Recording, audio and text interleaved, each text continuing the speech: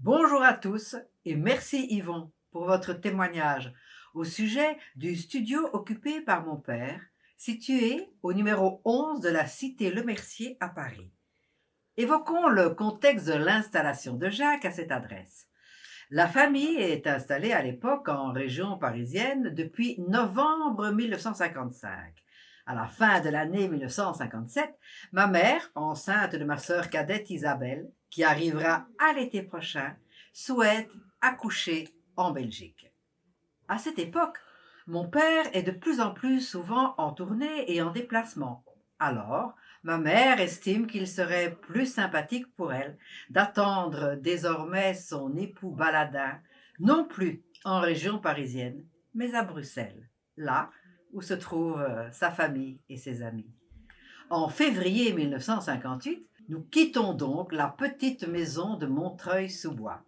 Jacques alors se trouve un logement pour ses courts séjours parisiens entre deux tournées ou lors des enregistrements de ses disques. C'est à cette époque qu'il s'installe dans son studio.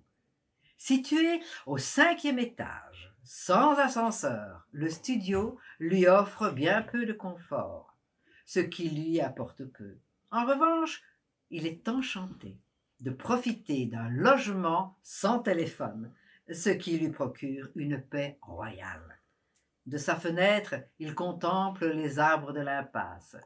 Je n'ai jamais su à quelle date mon père renonça à ce studio, mais je sais qu'il le garda longtemps et certainement encore, au moment où il vit en couple à une autre adresse dans Paris avec son amie Sylvie, et encore au moment de ses adieux au tour de chant sur la scène de l'Olympia en 1966. La personne que vous avez rencontrée, Yvon, à la cité Le Mercier, vous a informé que mon père continua à louer ce studio durant de longues années, en guise de porte-bonheur. Pourquoi pas? Mais connaissant la soif d'indépendance de mon père, il ne m'étonnerait guère que le prolongement de cette location soit motivé par une petite stratégie de sa part. En effet, Jacques devait être bien heureux à l'idée d'avoir encore à disposition les clés de ce lieu secret dans ce coin de verdure de la capitale pour des moments de retraite solitaire, quand l'âme, blessée, bousculée, a besoin de silence certains soirs de tempête. Pour votre information, je cite le témoignage de mon père qui décrit son studio dans l'épisode numéro 3 de mon récit biographique Une vie formidable, disponible sur la plateforme Braille at Home. À bientôt!